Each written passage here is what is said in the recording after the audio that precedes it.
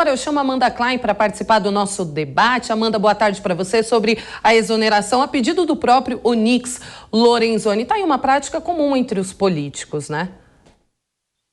Não tem nada de mais nisso, né, Kalina? Antes, boa tarde a você, Daniel, ao Zé, Maria Trindade, a todos os nossos telespectadores e ouvintes. É uma prática absolutamente corriqueira. A própria Luciana explicou, quando deputados são conclamados, precisam participar de uma votação importante. Aliás, vários usaram desse expediente na votação da PEC dos precatórios, onde o voto era disputado de forma renhida, né, unha a unha, voto a voto. Então, alguns se licenciaram dos cargos que ocupavam. O próprio ex-presidente da Câmara, Rodrigo Maia, fez isso, agora está numa secretaria no estado de São Paulo, no governo de João Dória, e se licenciou durante alguns dias, algumas semanas, para votar na PEC dos precatórios, inclusive para tentar construir uma alternativa e derrotar o governo, que acabou se revelando infrutífero, porque o governo teve mais votos no segundo turno, 323, em relação ao primeiro turno, 312 votos.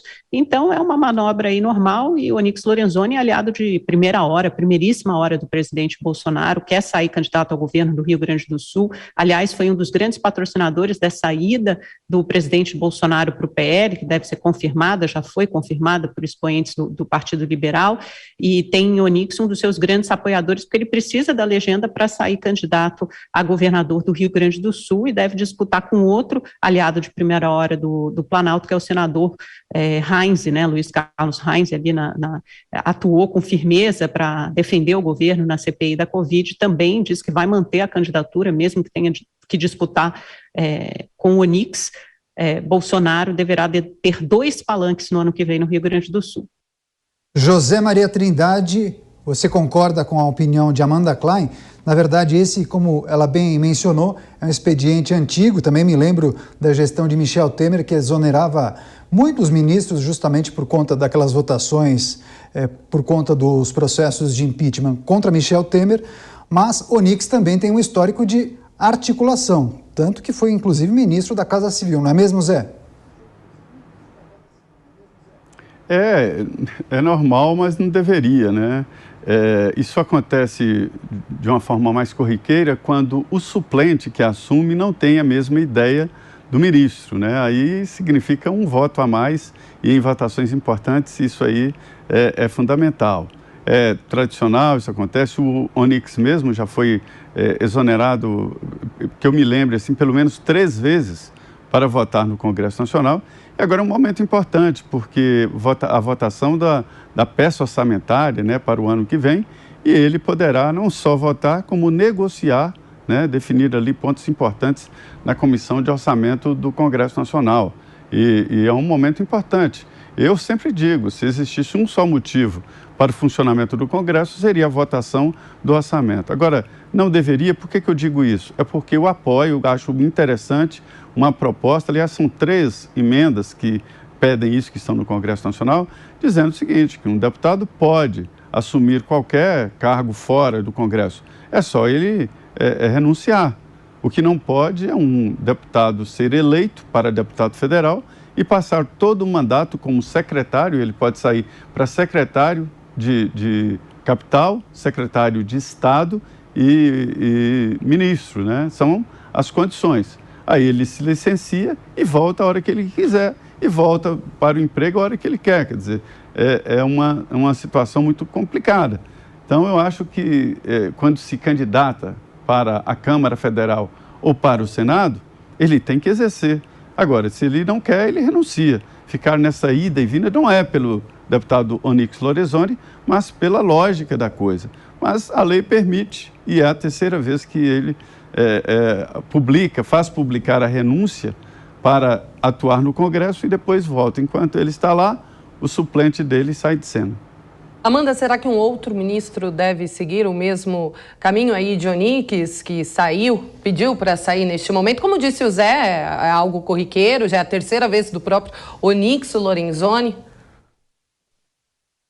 Olha, Kalina, eu não sei, eu realmente não tenho essa informação. Eu acho que também, enfim, se for, é uma coisa como ele, né? Passa alguns dias, cuida dos assuntos, trata dos assuntos que tem que tratar pessoalmente no Congresso Nacional, na Câmara dos Deputados ou no Senado Federal, e aí, em seguida, volta para assumir a pasta. Agora, José Maria Trindade, qual é a repercussão desse tipo de atitude no ambiente político? os parlamentares veem com maus olhos ou não? Alguns veem com maus olhos, né? Mas os deputados que fazem isso... eu conheço vários deputados que nunca foram deputados, eles são eleitos, aí vão para a secretaria... São vários, né? No ministério, que eu me lembro, tem a Tereza Cristina, tem o próprio Onyx Lorenzoni, tem o João Roma, tem o Ciro Nogueira e tem a Flávia Arruda, que eu me lembro assim de cabeça dos ministros que são parlamentares. Quer dizer, são 5 deputados, só aqui na Esplanada, né? Fora aí em São Paulo, em Minas Gerais, na Bahia e em outros estados, né? Porque eles podem se licenciar, vão para secretarias de capitais e de estado e continuam com o mandato. E enquanto isso, o suplente fica desenvolvendo. Tem suplente que fica o mandato inteiro. Daí, esse debate de impedir, né? Eu me lembro de um caso de Henrique Meirelles, foi eleito deputado mais votado pelo estado de Goiás. Aí, no dia da posse, Lula o convidou para assumir o Banco Central. Naquela época, o Banco Central não tinha status de ministro, né? Ele não poderia. Ele renunciou um mandato inteiro e foi para o Banco Central durante o primeiro governo do PT. Lá no final, Lula deu ao Banco Central status de ministério exatamente por conta de um processo que ele estava respondendo, né? Mas é um exemplo ele renunciou a um mandato inteiro e foi o deputado mais votado do estado de Goiás, para se ter uma ideia. Então, esse é um debate constante, essas idas e vindas para o executivo, aí não é ilegalidade, é mesmo uma questão de opinião.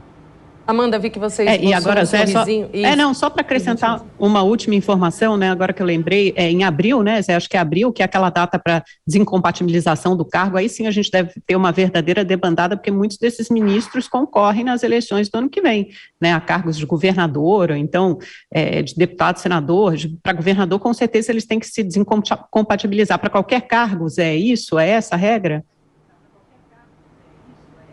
É essa a regra, sim. Quem assumir já tem jurisprudência no TSE. Eu me lembro que a consulta disse o seguinte: se assinar um ato administrativo, ele fica inelegível. É uma lei também incoerente. Como a gente pode admitir que um governador, um presidente da República e um prefeito dispute a reeleição no cargo, assinando atos administrativos e tudo, e tem esse tipo de incompatibilidade? Quer dizer, para você ter uma ideia, se o presidente Jair Bolsonaro viajar depois de abril, e o vice também, o presidente da Câmara não pode, o presidente do Senado não pode assumir, vai para o Supremo, porque se um deles assumir, fica inelegível. Além disso, todos os parentes e governantes, os filhos do presidente Jair Bolsonaro, todos são inelegíveis, mulher, filhos, a não ser para a reeleição. Ou seja, o Eduardo Bolsonaro não pode se candidatar ao governo ou ao Senado.